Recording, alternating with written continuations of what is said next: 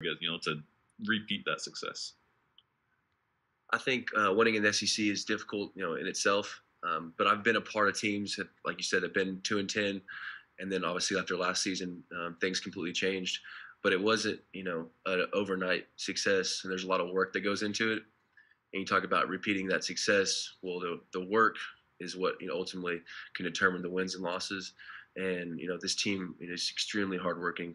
The summers aren't easy, and we know that fall camp's coming up, and that's a grind. But ultimately, if you go in and you work hard, then success will be the benefit of it. We'll go to your left on the second row. Hi, Bumper. Johnny Conn on ABC 3340 Sports in Birmingham, Alabama. I just wanted to ask you about that game in Tuscaloosa last year, about how much confidence it gave you guys moving forward to not only could you hang with, almost beat Alabama in their building, and just could you talk about the performance of KJ in that game and what he was able to do leading that offense? Yeah, watching KJ, like you said, in Tuscaloosa was such a great game because, he kind of came out and showed how talented he is and he can handle any moment. For us, that game was, just like any other game. We showed that we can win a lot of games in the SEC. We didn't get it. We felt we came up short, let too many passing yards up, and just things that like you watch games like the Alabama game when we were close, but for us there were so many things that we could have done better. And going into the next season, just being able to fix those mistakes to be able to have more success. Front row on the end. Michael Conwell, WBRZ out of Baton Rouge. We've seen Dwight, obviously, for quite some time and those arms. Just how is he meshing with y'all, and how would you describe his game and what he brings to the Hogs? He's meshing very well, and, we call him Nudie. The way that he's coming in and kind of changed some perspective in guys, the way that he talks about guys, we need to be more close outside of the facility. And when you have a transfer come in and talk about, how important it is for everyone to be close, it's huge. I mean, this team's close, but, when your outside pieces are talking about it, you feel like you're even closer as a family. And when after our workouts, we have guys come up, talk about their story or, just kind of explain some things about themselves to get to know them better. He came up one day and was just talking about, when you see a guy, talk to him, you don't know how important that means to him because he just got such a great head on his shoulders, and I'm just excited to see him on the field. Front row on the left. Hey, Bumper, Jacques Doucet, WAFB TV in Baton Rouge. Michael, I'll ask you about the LSU guy you got. I was curious about Boucher and Brooks leaving Arkansas to go to LSU. What were they like as teammates? What do you think LSU's getting in those two guys? Well, they're obviously great players and great people. Joe and I are very close. Him and I, we had a great time throughout our college together. And so he's going back home, and same thing with Greg. I wish them nothing but success. I'm excited to see what they do. They're great players, but they're people that I hope that, have success, not just on the field, but whenever they get out of college. To your right on the third row. Bumper, how big of a moment was it snapping the losing streak to Texas A&M last year, and just how much are you looking forward to playing them against this year? Very important, and I'm from the Dallas area, so I've been going to that game, watching that game for quite some time, and to be able to be a part of the team that made it happen was cool, very special. But I think it's also big because it's a big recruiting area also, and they see the Hogs winning in Dallas. That's important. That's big, especially for the Dallas area. So very very cool game, and looking forward to being back there this year. To your left, fourth row.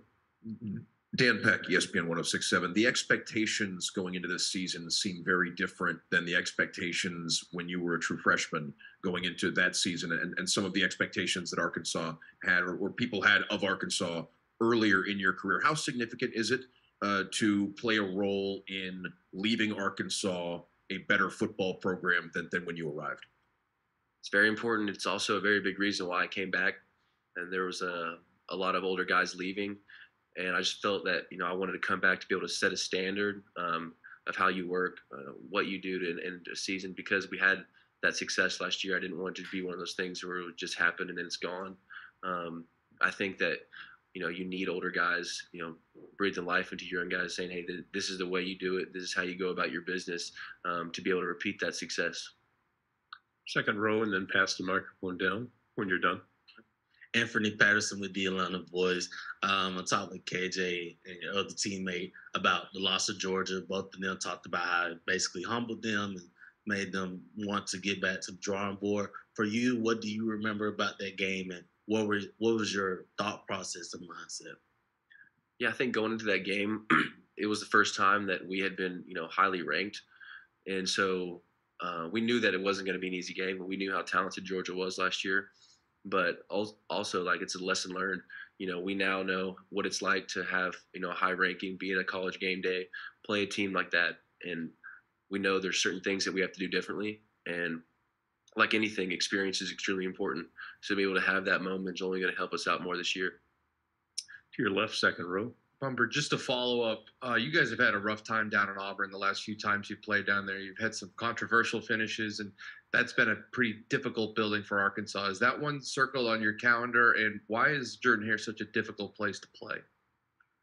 Well, like you said, there were some games that we've had some close calls, but I think Auburn's been a team that I have not beaten yet, and so that's something that I would love to happen for us this year. In my freshman year, can't think back to quite a while, but such a cool stadium and a great environment. One of the first college stadiums where I was like, wow, this is truly special. So yeah, excited to go back there and play, and hopefully we can, finally get a win. Front row here on your left. Bumper, what did last season's LSU win mean, especially since the defense kind of won the game with the interception there in overtime? And what does it mean when those guys go up to play you in Fayetteville? That's a big game, especially just because in history, the Arkansas LSU rivalry has been very big. And so finally getting to get back and get a win, get the boot back in our facility, very important to us and our fans. But yeah, like you said, one of those regions where it's a big recruiting battle. And so the more we win, the better it helps us out. So we're looking forward to having it in our stadium again this year. Okay, on the fourth row, and then we'll move to the third row. Could you tell us a little bit about your relationship with Barry Odom? It seems like his former players rave about the kind of coach and the kind of person he is, the impact he's had on you as a player and as a human being. Yes, he's very intense, very laser focused when it comes to football. He knows there's an on and off switch, and when he's in the facility, it's always on. And that mentality has, been instilled into me, and I've become a better person and a better player because of it. My outlook on the game has changed. I know that there's more of a process to it now that I did when I was younger. But I can understand why former players rave about him, because he's going to give you his all. And I feel like this year he's only stepped it up even more. His intense right now in the summertime is unlike I've ever seen. And so I'm very excited for the football season to begin. Hey, Bumper, Jeff Spiegel, ABC 3340 Birmingham. I mean, it really sounds like you guys have something really special going on there in Fayetteville. When you work with these guys during the summer and you're on the practice field with them day after day, do you look at this team and say, this is a team that can win the West this year? I think this is a team that has the work ethic to make it happen. Obviously, the SEC is a battle. It's a grind every week. But I think that if you don't have that mentality, first off, you don't stand a chance. And I believe that this year we have guys that, want it and have the confidence to feel like they can do it. Any final questions? One last one here. What do you attribute that you said that this team has the work ethic to do that? Is that just, being 2 years under Sam Pittman? What is it about the team that, gives you guys that? So our strength coach, Coach Walker, is the best strength coach in the nation, and the workouts that he puts us through are extremely hard and they're extremely demanding. And whenever you go through these workouts, you can see in people's eyes, if they can handle it or not. And you're starting to see a lot of these, especially young guys, attacking these workouts, feeling confident about it whenever we're finished, knowing they have more in them, and whenever they get to that point where they're breaking, knowing that, hey, this is what it's like in a game. This is how tired you can be, and you got to continue to push through that. Bumper, thank you very much. Thank you.